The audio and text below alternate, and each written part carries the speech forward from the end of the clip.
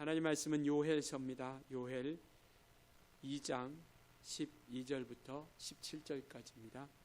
구약성경 1271페이지 1271페이지 요엘서 2장 12절부터 17절까지입니다. 1271페이지요. 많이 안 보던 성경이라 또 찾기가 쉽지 않을 텐데요. 같이 교독하시겠습니다. 여호와의 말씀에 너희는 이제라도 금식하고 울며 애통하고 마음을 다하여 내게로 돌아오라 하셨나니 너희는 옷을 찢지 말고 마음을 찢고 너희의 하나님 여호와께로 돌아올지어다. 그는 은혜로우시며 자비로우시며 노하기를 더디하시며 인애가 크시사 뜻을 돌이켜 재앙을 내리지 아니하시나니 주께서 혹시 마음과 뜻을 돌이키시고 그 뒤에 복을 내리사 너희 하나님 여호와께 소제와 전제를 드리게 하지 아니하실는지 누가 알겠느냐. 너희는 시온에서 나팔을 불어 거룩한 금식일을 정하고 성회를 소집하라. 백성을 모아 그 모임을 거룩하게 하고 장로들을 모으며 어린아이와 젖먹는 자를 모으며 신랑을 그 방에서 나오게 하며 신부도 그 신방에서 나오게 하고 여호와를 섬기는 제사장들은 낭실과 제단 사이에서 울며 이르기를 여호와여 주의 백성을 불쌍히 여기소서. 주의 기업을 욕되게 하여 나라들로 그들을 관할하지 못하게 하옵소서. 어찌하여 이방인으로 그들의 하나님이 어디 있느냐 말하게 하겠나이까 할지어다. 아멘. 내게로 돌아오라 라는 제목을 가지고 우리가 함께 말씀을 나누도록 하겠습니다. 내게로 돌아오라. 우리는 점점 우리가 성경을 이렇게 돌아보면서 점점점 우리는 하나님께로 돌아가는 그런 발걸음 가운데 향하여 가고 있습니다. 오늘은 요엘 선지자를 통해서 하나님께서 일하시는 모습을 살펴보려고 합니다. 익숙하지 않는 이름이기도 하고 우리가 잘 대하지 않는 이름이기도 한데 우리가 살펴보다 보면 이 얘기가 여기에 있었구나 라고 하는 것을 우리가 또 깨닫게 되는 그러한 또 시간을 갖기도 합니다. 오늘 나오는 요엘은 다른 성경과 달리 이 요엘이라고 하는 선지자에 대해서 그렇게 구체적으로 설명하고 있지 않습니다. 다른 성경들은 보면 이 선지자는 무슨 왕 때에 어디서 태어났으며 이러한 것들을 이렇게 자세하게 기록하고 있는 반면에 오늘 이 요엘 선지자는 딱 한 줄입니다. 이 요엘서 1장 1절에 보면 부두엘의 아들 요엘이라라고 이렇게 말씀을 하고 있어요. 그러니까 부두엘의 아들 요엘에게 임한 여호와의 말씀이다라고 이렇게 말씀을 하고 있습니다. 그러니까 하나님은 미루어 짐작하건대 하나님은 요엘이라고 하는 사람보다는 하나님께서 그 입술을 통해서 전해주는 메시지를 더 무겁게 그리고 더 귀하게 그런 모습들을 두고 이렇게 시작하고 있는 것이 아닌가 싶습니다. 오늘은 우리가 좀 듣기 불편한 이야기일 수도 있겠는데요. 회개라고 하는 것, 심판이라고 하는 것 이런 얘기들을 굉장히 많이 하고 있습니다. 그래서 요엘이라고 하는 그런 사람보다는 하나님의 메시지에 더 관심을 두고 있는 그러한 모습으로서 오늘 살펴볼 수 있었으면 좋겠습니다. 요엘이 활동했던 그러한 시대 유다라고 하는 나라죠. 그러니까 북이스라엘과 남유다로 나눠져 있고 그래서 이 요엘이라고 하는 남유다에서 활동했던 선지자인데 유다의 영적인 어떤 상황이 그렇게 녹록지 않습니다. 그러니까 하나님의 말씀을 떠나고 그리고 죄악의 길을 쓰고 우상을 숭배했던 그러한 영적으로 실로 타락의 길을 걸어가고 있었던 것이죠. 그 배경을 잠시 좀 설명을 드리고 우리가 살펴보면 이때 당시의 왕은 요아스라고 하는 왕입니다. 요아스라고 하는 왕은 7살 때 왕이 되죠. 그러니까 7살짜리가 뭘 알겠습니까? 오늘 우리가 요즘에 영화관에서 뜨는 영화가 뭐죠? 신령이 하셔서 다 못 보셔가지고 왕과 사는 남자잖아요. 제목 맞나요? 네.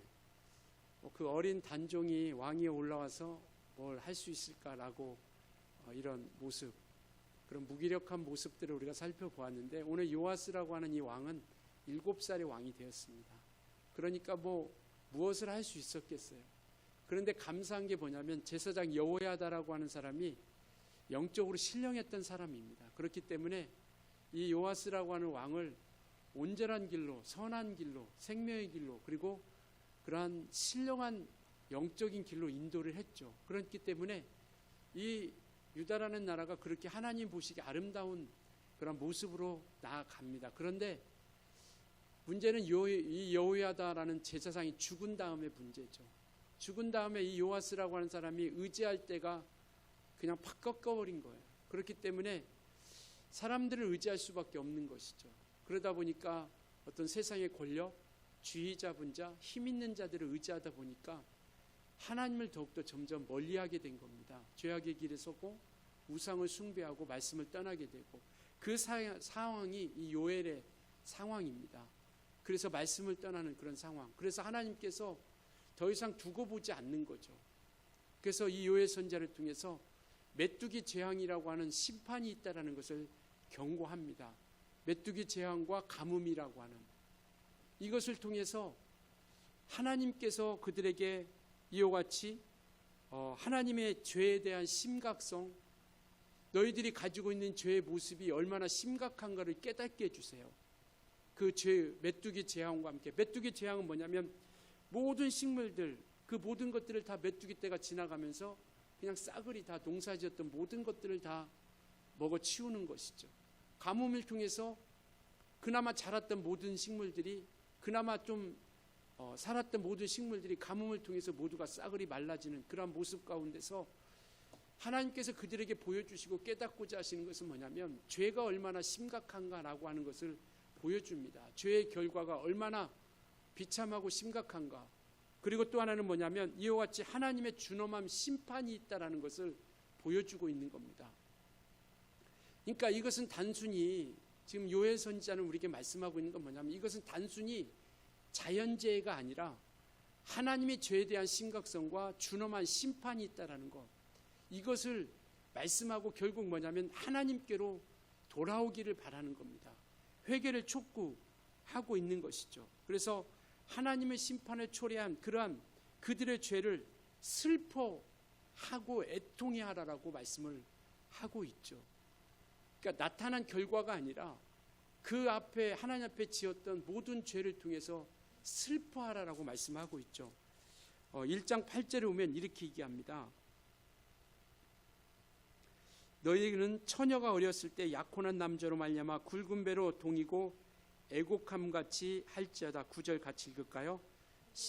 전제가 여호와의 성전에서 끊어졌고 여호와께 수종드는 자는 슬퍼하도다. 13절 같이 한번 읽겠습니다. 시작. 제사장들아 너희는 굵은 배로 동이고 슬피 울지어다. 제단에 수종드는 자들아 너희는 울지어다. 내 하나님께 수종드는 자들아 너희는 와서 굵은 베옷을 입고 밤이 새도록 누울지어다. 이는 소재와 전제를 너희 하나님의 성전에 드리지 못함이로다. 그러니까 하나님 앞에 죄지은 그 모든 결과를 통해서 이제는 회개를 촉구하며 슬퍼해야 된다라는 것을 말씀을 하고 있죠. 그러니까 우리에게 나타난 하나님께서는 오늘날 끝없이 그러한 어떤 결과물을 통해서 우리에게 죄악의 길에서 서기를, 돌이키기를 굉장히 바라고 있고 또 그걸 통해서 나타내고 있죠. 그러니까 이들은 이러한 현실 가운데 그것을 하나님께서 결과물로 보여주신 겁니다. 죄에 대한 결과, 하나님의 준엄한 심판. 그러나 오늘날 그러한 것들을 보여주고 나타내주도 영적으로 예민하지 못하고 민감하지 못하니까 그것을 깨닫지 못하고 그냥 지나가는 것 뿐이죠. 여전히 때때로 우리의 상황 가운데서, 우리의 형편 가운데서 온전치 못한 모습들이 발견되어질 때 우리는 그 가운데서 이것이 세상이 잘못 만나서 아니면은 시대를 잘못 만나서가 아니라 그것이 하나님께서 우리에게 보여주고 있는 그 메시지가 무엇인지를 우리는 살펴볼 수 있어야 된다는 것이죠. 그러니까 우리는 그 모든 것들을 영적으로 예민하게 우리가 바라볼 수 있어야 된다는 것을 말씀을 하고 있죠. 그러면서 이 요엘 선지자를 통해서 말씀하고 있는 것은 뭐냐면 회개를 촉구하면서 하나님께 슬피우며 돌아오라라고 하는 것을 말씀하고 있죠. 회개를 말씀하고 있다는 건 뭐냐면 아직까지는 하나님께서 그들에게 관심이 있다는 겁니다. 오늘 저와 여러분에게 회개를 말씀하고 있다는 것, 그것은 우리가 듣기 불편하고 부담스러운 말씀이 아니라 그럼에도 불구하고 하나님께서는 지금도 우리에게 관심을 가지시고 돌아오기를 바라고 있는 하나님의 사랑과 은혜가 내포되어 있고 포함되어 있다는 사실을 우리가 깨달았으면 좋겠습니다. 이 오늘날 교회 강단에서 회개라는 얘기, 심판이라는 얘기, 이러한 것들이 사라져가고 있다라고 이렇게 이야기들 합니다. 왜냐하면 듣기 싫어하니까, 불편하니까, 마음이 아프니까, 굳이 교회 와가지고 심판 얘기하고 저주받은 얘기하고 이와 같은 재앙 얘기하고 이러한 것에 대해서 듣고 싶지 않다라는 것이죠. 실제적으로 어떤 통계적으로 나와도 그러한 것에서 듣는 것보다는 평안에 대한 이야기, 행복에 대한 얘기, 이러한 것들을 듣고 싶다라고 하는 것으로 프로테이지가 훨씬 더 많이 나오기도 합니다. 그러나 오늘 요엘 선지자를 통해서 우리에게 이야기하고 있는 것은 회개를 촉구하고 있다라는 것이죠. 돌이켜야 된다라는 겁니다. 우리의 죄악의 길에서 이와 같이, 그러나 그것은 우리가 심판을 받지 않기를 바라는 하나님의 마음이 그 안에 속해 있다라는 것. 그래서 그 믿음을 가지고 우리가 온전히 나아가는 것이죠. 그래서 우리는 돌이키는 겁니다. 15절 한번 같이 읽을까요? 1장 15절이요. 같이 읽습니다. 시작. 슬프다 그날이여, 여호와의 날이 가까웠나니 곧 멸망같이 전능자에게로부터 이르리로다. 심판의 날이 있다라는 것을 이야기하고 있어요. 이 여호와의 날, 하나님의 날이라고 하는 것은 심판의 때를 말씀하고 있습니다. 그러니까 이때가 있으니까 너희는 그때를 맞이하기 전에, 그때가 오기 전에 우리는 준비하고 그렇게 온전하게 나아가야 된다는 것을 말씀을 하고 있는 것이죠. 그러니까 좀 약이 쓰고 좀 그 약이 우리에게 입이 달지 않지만 이 요엘 선지자는요, 하나님이 기뻐하시는 처방의 약을 이 요엘 선지자를 통해서 나타내 주신 겁니다. 좀 쓰고, 그리고 그것이 먹기 불편한 이야기일 수 있고 그거 약이지만 하나님께서 기뻐하시는 처방의 약을 이 요엘 선지자는 그 처방을 내려 놓은 겁니다. 돌아와야 된다, 회개해야 된다, 하나님께로 나와야 된다는 것을 말씀을 하고 있는 겁니다. 그래서 메뚜기 때는, 그리고 가뭄이라고 하는 것은 하나님께로 돌아오기를 바라는, 자기 죄를 깨닫고 하나님께로 돌아오기를 바라는 그러한 깨우침이라고 하는 것을 말씀을 하고 있죠. 그래서 우리가 어떤 재앙이 자연적인 재앙이 아니라 정말 그러한 것을 통해서 마지막 때일수록 마태복음 24장에도 보면 처처의 기근과 지진과 전쟁이 일어난다라고 말씀하고 있습니다. 그것이 어떤 정치적인, 물론 그런 것도 분명히 있죠. 그렇지만 그 가운데서 하나님의 때가 가까이 오고 있고 하나님의 날이 가까우고 있다는 것을 우리는 볼 수 있어야 되고, 그것을 위해서 우리는 준비할 수 있어야 된다는 것. 오늘 이 요엘 선지자를 통해서 메뚜기 때 가뭄, 이것이 단지 자연재해가 아니라 하나님께서 우리를 통해서 그와 같이 돌아오기를 간절히 바라보고 있는 그러한 믿음의 역사, 그러한 간절한 소망의 모습들을 우리에게 나타내주고 있다라는 것을 말씀을 하고 있는 겁니다. 그래서 돌아가야 됨을 말씀하고 있죠. 여기서 우리가 각각이 한번 자기 자신에게 우리가 한번 질문해 봤으면 좋겠습니다. 우리가 하나님보다 더 의지하고 있는 것은 무엇일까? 이들은 하나님의 말씀보다 자기의 어떤 그러한 이익과 그들이 추구하고자 하는 것들을 더 우선하고 의지했다라는 것이죠. 우리는 굳이 이 시간 대답을 하라는 게 아니라 한번 자문해 봤으면 좋겠습니다. 우리가 하나님보다 더 의지하고 있는 것은 무엇일까? 혹 하나님보다 더 귀중하게 생각하고 있는 것은 있지 않을까? 그것이 어떤 물질일 수도 있고요. 그리고 어떻게든 사람일 수도 있죠. 그리고 어떤 내 능력일 수도 있습니다. 필요 없다라는 게 아니라 어떤 것을 더 우선으로 생각하고 있느냐라는 것이죠. 우리가 신앙생활에서 먼저 그의 나라와 그의 의를 구하라는 것이 오해하지 말 것은 세상 다 포기하고 살라는 게 아니라 분명히 우리는 선택의 기로에 설 때가 있습니다. 갈등할 때가 분명히 있죠. 그때 우리가 어떤 길에 설 것인가를 말씀을 하고 있는 겁니다. 오늘 우리가 무엇을 더 의지하냐라는 것이죠. 의지할 것이 참 많이 있죠. 그런데 하나님보다 더 의지하는 것, 하나님보다 더 의지하는 것이 있다면 그것이 바로 성경은 우상숭배라고 말씀을 하고 있는 겁니다. 우리가 많이 들었던 골로새서 3장 5절도 그 말씀이죠.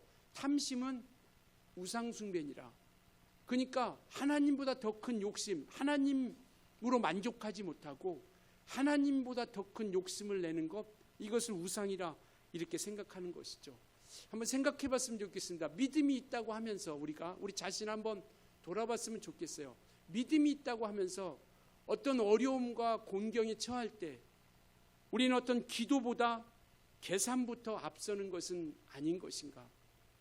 기도 먼저 하는 것이 아니라 이것을 어떻게 헤쳐나가는 것이 옳고 어떤 게 내게 더 유익하고 어떤 게 더 내게 이로운 것인가를 우리가 생각하고 있는 것은 아닌 것인가? 하나님을 의지하는 것으로부터 시작되는 것이 아니라 우리의 계산으로부터 시작해서 그 계산의 끝은 하나님을 생각하는 것이 아니라 나의 유익, 나의 이익, 나의 유익함, 이러한 것들로부터 말미암는 것. 우리의 진짜로 믿음은요, 우리가 정말 진짜로 의지한다라고 하는 것은 뭐냐면 우리가 정말 어렵고 힘들고 고통스럽고 아플 때 우리가 무엇을 의지하고 나가는가. 평안하고 안전할 때는요, 누구나 다 믿음이 있다고 이야기할 수 있는데 우리가 이기의 순간 가운데 우리의 믿음이 드러나는 거예요. 코로나 때 많은 사람들이 교회를 떠났다고 합니다. 정말 물론 그런 영적인 어떤 그런 예배 가운데 함께하지 못하는 모습 가운데서 많은 사람들이 교회를 떠났다고 이렇게 해요. 그러니까 이기의 순간, 그러한 순간 가운데 우리의 믿음이 철저히 어떻게 하나님께로 향하고 어떻게 나아가는가. 개인적으로 우리의 각각의 상황 가운데서 어려움이 있고 힘든 일이 있을 때 그때 그 이기의 위기가 있을 때 그 순간 가운데 우리는 무엇을 어떻게 누구부터 어떻게 향하고 나아가고 있는 것인가. 그래서 우리가 하나님보다 더 의지하고 있는 것이 무엇인가를 이번 설교를 통해서 우리가 진지하게 한번 생각해 봤으면 좋겠다라는 것이죠. 한 번은 우리가 생각해 보자라는 것이죠. 혹 내가 신앙생활 한다고 하면서도 내가 무엇을 더 하나님보다 어떤 것을 더 의지하고 있는 것은 아닌가. 그래서 이와 같이 삶의 모습 가운데서 우리의 신앙이 증명되는 것이죠. 그냥 믿는다가 아니라 우리의 삶 가운데서 우리의 신앙의 모습들이 얼마만큼 보여주고 있는가. 우리의 삶의 현장에서 정말 신앙의 사람으로서 신앙의 믿음으로서 얼마만큼 나아가고 있는 것인가를 우리가 한번 돌아봤으면 좋겠습니다. 다시 돌아와서 요엘이 그러한 선포를 했을 때 이와 같이 자기들의 결과를 눈으로 보죠.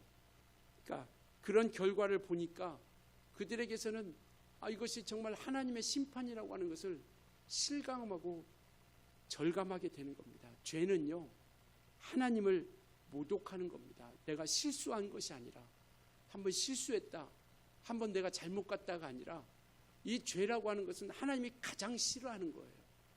창세기부터 요한계시록까지 가장 하나님께서 싫어하는 게 뭐냐면 죄입니다. 도덕, 윤리, 물론 이것도 우리가 잘해야 되죠. 그러나 하나님 앞에 짓는 죄, 하나님이 싫어하는 것을, 그런 것을 온전히 서지 못하는 그런 모습 가운데, 그래서 죄라고 하는 것은 단지 실수고 잘못된 것으로 치부하는 게 아니라 하나님을, 우리를 자녀 삼아 주시고 또 이 세상 가운데 우리를 보냄을 받은 대사로서, 이 땅에 우리는 보냄받은 하나님의 대사로서 그 본분을 잃어버리고 잊어버리고 그리고 죄를 짓는 것에 대해서 슬퍼하지 않는 것, 이것에 대해서 하나님께서는 애타하시는 겁니다. 아파하는 거예요. 그러니까 우리가 짓는 이 죄가 이 메뚜기 때 가뭄이라고 한 걸 통해서 얼마만큼 정말 이것이 심각한가를 우리에게 말씀을 하고 있는 것이죠. 하나님께 드린 상처 때문에 자기 죄를 슬퍼하는 겁니다. 우리는 때때로 나타나는 결과만을 바라보고 아파하죠. 죄에 대해서는 우리가 크게 슬퍼하고 아파하지 않습니다. 우리가 하나님 말씀대로 살아가지 못한 것, 하나님의 뜻대로 살아가지 못한 것에 대해서는 그렇게 우리가 괴로워하지 않아요. 여기 말고 다른 동네 사람들. 근데 그 죄로 인해서 나타나는 결과가, 그것이 어떤 결과로서 나타나면 그것에 대해서는 마음 아파요. 하나님, 왜 내게 이런 환경이 열립니까? 왜 내 이런 모습, 내 이런 결과가 이 앞에 나옵니까? 죄 지은 것에 대해서는 아파하지 않는데 그 죄로 인해서 나타나는 결과에 대해서는 너무나도 괴로워하고 아파합니다. 여기서 두 번째 질문 들어갑니다. 나는 무엇으로 슬퍼하고 있는 건가요? 죄로 인한 결과로 인해서 슬퍼합니까? 아니면 죄 자체로 인해서 하나님 앞에 온전히 서지 못한 그 모습으로 우리가 슬퍼하고 있습니까? 대부분 많은 사람들은요, 죄로 인하여 슬퍼하는 것이 아니라 이와 같이 죄 자체보다 그로 인하여 생긴 문제로 인하여 괴로워하고 아파하죠. 하나님이 원하시는 회개는요, 하나님이 거스르는 죄를 슬퍼하라라고 말씀하고 있는 겁니다. 슬퍼한다라는 것은 뭐냐면 상황이 힘든 것이 아니에요. 나타나는 결과로 상황이 어려운 그러한 슬픔을 이야기하는 게 아닙니다. 내가 환경이 어렵고 물질에 어려움이 있고 건강에 어려움이 있고 이것에 대한 죄를 대해서 슬퍼한다라는 것은 그것에 대한 결과적으로 나타나는 것을 슬퍼한다라는 것이 아니라 하나님의 말씀 가운데 온전히 서지 못하고 하나님의 뜻에 온전히 가지 못한 그것에 대한 슬픔을 말씀을 하고 있는 것이죠. 예를 들면 아이들이 잘못을 했는데 그에게 어떤 매를 당하는데 꾸중을 하죠. 근데 아이들은 그 꾸중 자체만, 매를 대한 그것만 아프고 슬퍼하죠. 그러나 정작 부모님의 입장에서는 뭐냐면 네가 잘못한 것을 깨닫기를 원하는 거 아니겠습니까? 이것은 단지 네가 잘못했기 때문에 온전하게 깨닫고 알 수 있게 해달라고 그것을 그같이 하는 것이지. 그러니까 우리가 나타나는 결과로 아파하고 슬퍼할지언정 정말 그에게 온전하게 서지 못하는 그런 모습 가운데 나아가지 못한다는 것.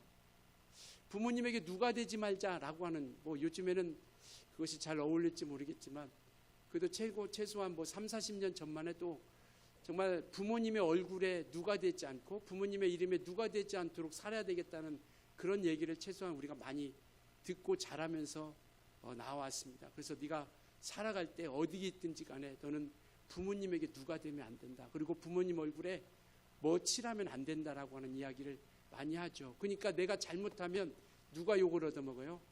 부모님이 욕을 얻어먹기 때문에 그렇게 부모님들이 욕먹을 짓을 하지 말라라는 것이죠. 마찬가지입니다. 하나님 앞에 이와 같이 누가 되지 말라라고 하는 것은 하나님 말씀 가운데 온전히 우리가 설 수 있는 자들이 되어져야 된다라는 것. 그래서 우리는 무엇으로 슬퍼하느냐?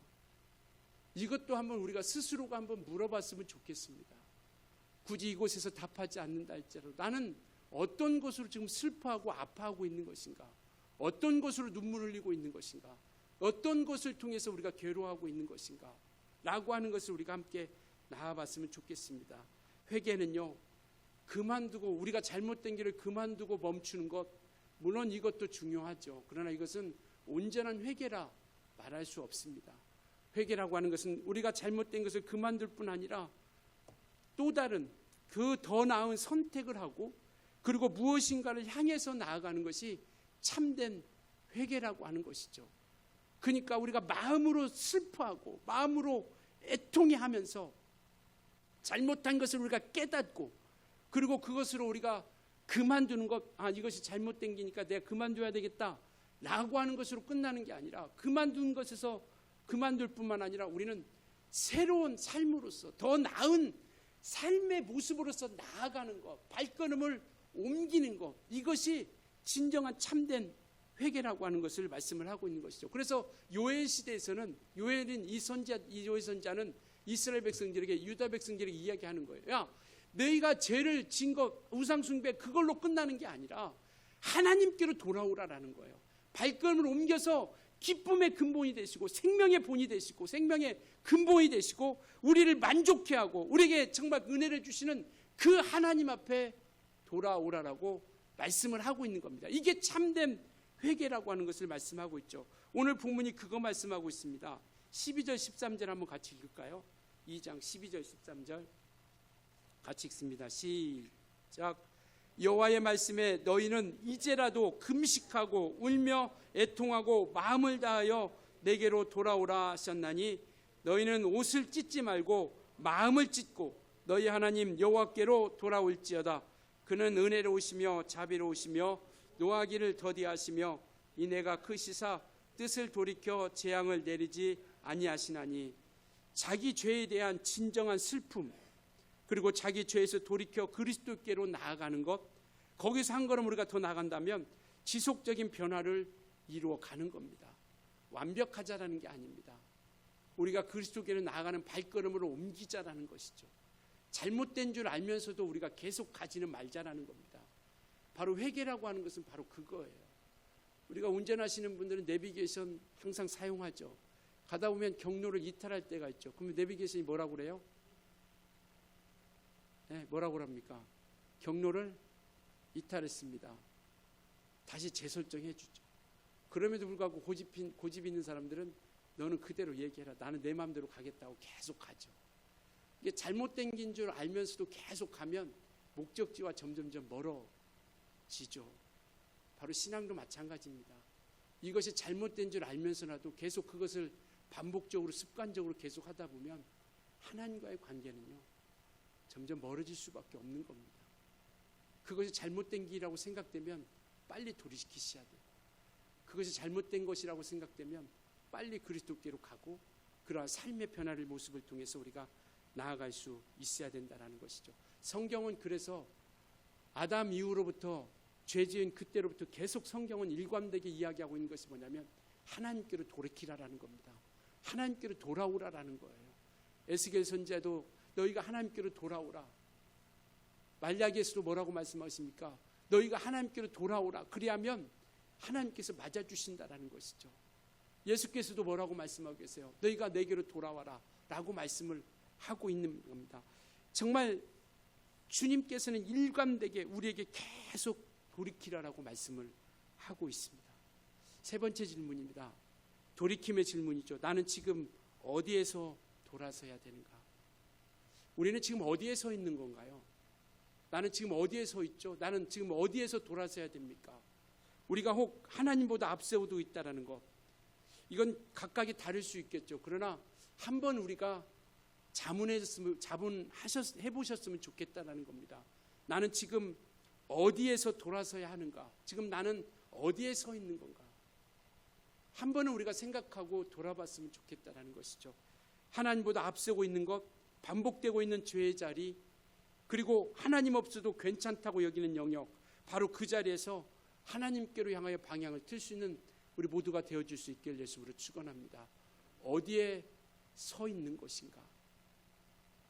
여러분들은 어디에 서 있습니까? 하나님 편에 서 있습니까? 어느 쪽에 서 있나요? 어느 쪽으로 치우쳐 있습니까? 그것이 혹 하나님보다 앞선 자리에 있다면 우리 다시 한번 돌이킵시다. 그리고 그것이 반복되고 있는 죄의 자리에 여전히 머무르고 있다면 이제는요 회개하고 돌이키고 나아갑시다.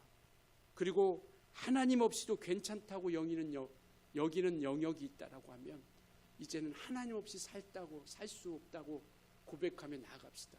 원죄가 뭡니까? 스스로 살려고 하는지 아닙니까? 하나님 없이 살려고도 하나님 없이 능히 살 수 있다고 하는 게 원죄 아닙니까?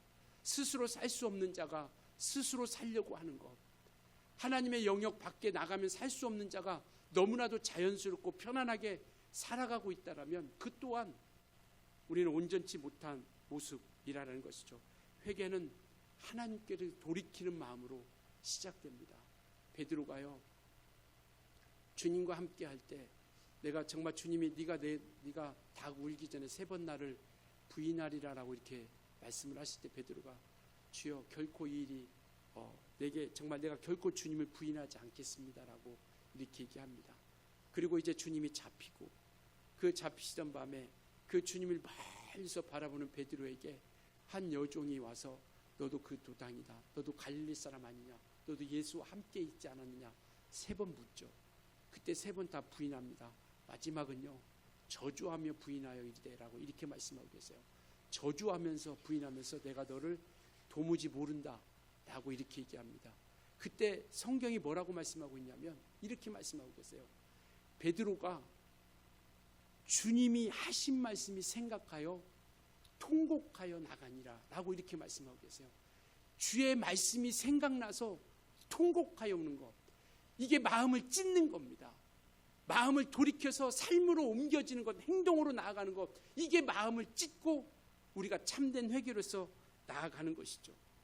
그래서 우리는 슬픔이 있을 때, 죄에 대한 슬픔이 있을 때 온전한 삶의 변화가 일어나는 겁니다.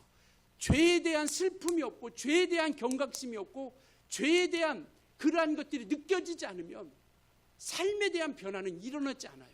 여전히 우리는 그 모습 그대로 똑같이 나아갈 수 있다는 겁니다. 감사한 것은 뭐냐면요, 이와 같이 12절 13절 본문에 돌이키면 하나님께서 은혜로우시고 자비로우시고 노하기를 더디하셔서 재앙을 내리지 아니하신다는 것, 은혜를 베풀어 주신다는, 긍휼히 여겨 주신다라고 하는 것을 말씀을 하고 있는 겁니다. 하나님은요, 회개를 받으시는 분이십니다. 믿으시나요?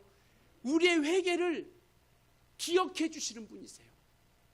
예수의 보혈을 의지하는 자들을 용서해 주시고, 정말 우리가 주님 앞에 나와서 회개하며 용서하고 자복할 때 하나님께서는 그 죄를 용서해 주시고 깨끗하게 역사해 주신다라는 것. 그래서 그 회복의 증거로서 성령에 대한 약속을 해 주시는 겁니다. 오늘 이 요엘서에 우리가 익숙히 들었던 하나님께서 내 남종과 여종에게 하나님의 영을 부어주겠다라고 약속하신 그 약속의 말씀이 이 요엘서에 기록되어 있죠. 우리 한번 18절 한번 같이 읽을까요? 18절 같이 읽습니다. 2장 18절 같이 읽을게요. 시작. 그때 여호와께서 자기의 땅을 극진히 사랑하시어 그의 백성을 불쌍히 여기실 것이라. 회개하고 돌이키는 자들에게 그렇게 불쌍히 여겨주시겠다는 것이고요. 회복의 증거, 회복의 약속, 회복시킬 것을 어떻게 약속해 주셨느냐. 28절 29절 같이 한번 읽겠습니다. 시작. 그 후에 내가 내 영을 만민에게 부어주리니 너희 자녀들이 장래일을 말할 것이며 너희 늙은이들은 꿈을 꾸며 너희 젊은이는 이상을 볼 것이며 그때 내가 또 내 영을 남종과 여종에게 부어줄 것이며 32절에 누구든지 여호와의 이름을 부르는 자는 구원을 얻으리니 라고 이렇게 말씀하고 있죠. 그러니까 하나님은 죄를 지적하시려고 하시는 게 아니에요. 하나님은 회복하기를 바라시는 분이십니다. 돌아오기를, 구원을 우리 가운데 허락해 주신 거예요. 그래서 오늘 우리에게는 구원을 주시려고 하는 거예요. 이 요엘서는 2장 18절을 통해서 이 하나님의 메시지가 완전히 바뀌어집니다. 이전까지는 뭐냐면 하나님께로 돌아오는 회개를 요구하는 그런 모습 가운데라고 있다라면 2장 18절을 그 뒷점으로 말미암아 하나님의 백성을 회복시켜 주실 것이라고 하는 소망의 메시지로 바뀌는 거예요. 이전에는 심판, 정말 어떤 재앙, 그리고 멸망, 이러한 것들을 회개, 이러한 것들로 계속해서 말씀하고 있다라면 2장 18절을 기점을 통해서 이제는 소망의 메시지를 주는 거예요. 그럼에도 불구하고 하나님께로 돌아오면 하나님께서 회복시켜 주신다는 것을 말씀하고 있죠. 그래서 요엘서는 재앙으로 끝나지 않고 무엇으로 끝나요? 소망으로 끝나는 겁니다.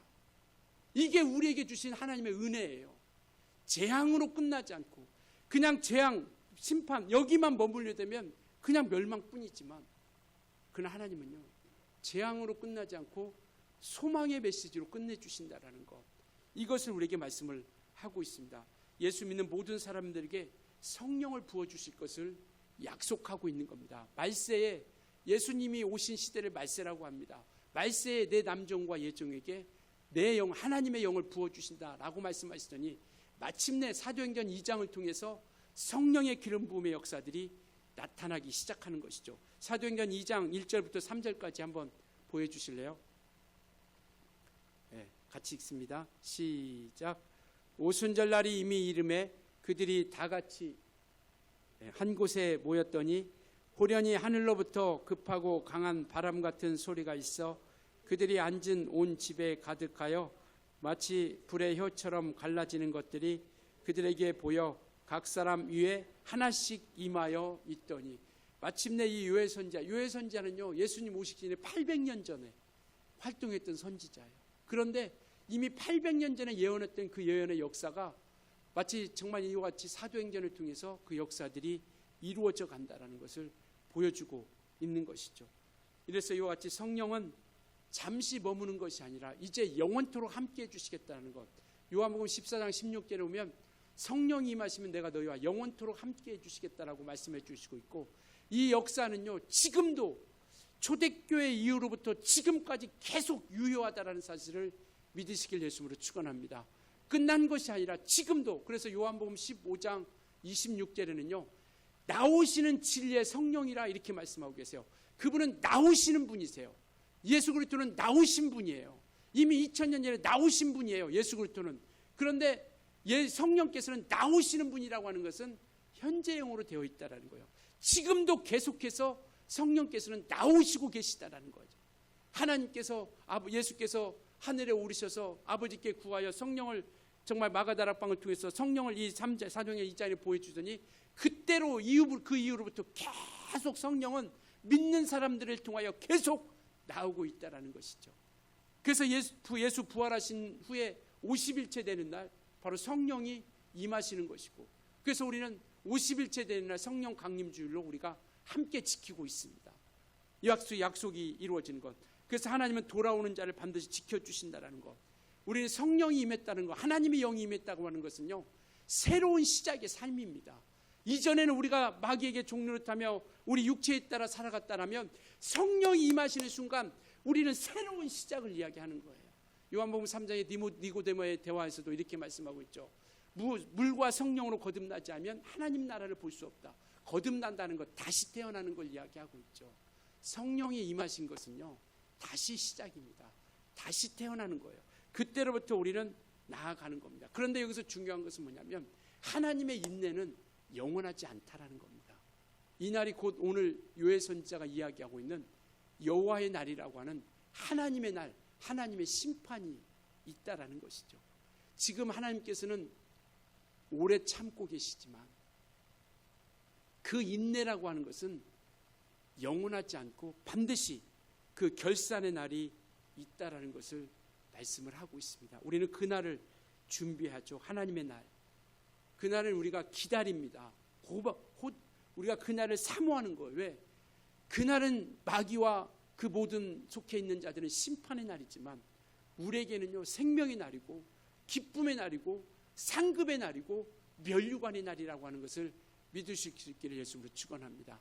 그래서 심판이 멸망하는 자들에게는 바로 그것이 고통의 순간이지만 구원을 얻는 저와 여러분에게는요 기쁨의 날입니다. 그래서 우리는 아멘 주 예수여 오시옵소서 고백하는 거예요. 그날이 우리가 멀리 있으면 좋겠다는 것이 아니라 아멘 주 예수여. 그래서 마지막 요한계시록의 끝이 뭡니까? 성경의 끝이 뭐예요? 창세기 1장이 천지창조로 시작했다라면 마지막 성경의 끝은 뭐냐면 아멘 주 예수여 오시옵소서예요. 정말 우리는 그 믿음을 가지고 우리가 온전히 나아가는 겁니다. 심판은요 어느 누구도 예외가 없습니다. 피할 수 없어요. 우리도 피할 수가 없는 우리 인생이지만 그러나 우리는 피할 길을 우리가 선택했으니 그게 바로 뭐냐면 십자가의 능력이라는 겁니다. 예수 그리스도의 보혈이고 예수 이름의 능력이라는 것이죠. 그 이름이 우리 안에 있기 때문에 예수의 피가 우리 안에 있기 때문에 그리고 그 보혈의 능력이 우리 안에 있기 때문에 우리는 그 심판을 피하게 되었다는 것을 약속하고 있는 것이죠.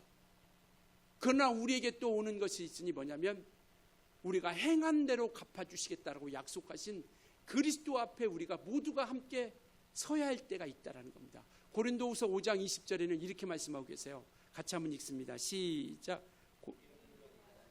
그리스도의 심판대 앞에 나타나게 되어 각각의 선악간에 그 몸으로 행한 것을 따라 받으려 합니다.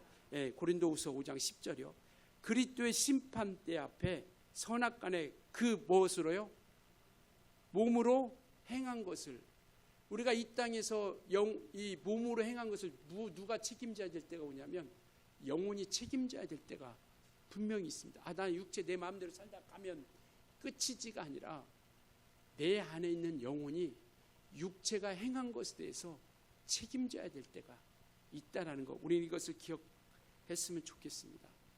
바로 성령님이 함께 하신다라고 하는 것은 뭐냐면 우리가 이 심판의 때가 있다라는 것을 요엘 선지자처럼 선포하는 그 자격이 우리 가운데 있어져 있고 그 책임을 다해야 된다라는 겁니다.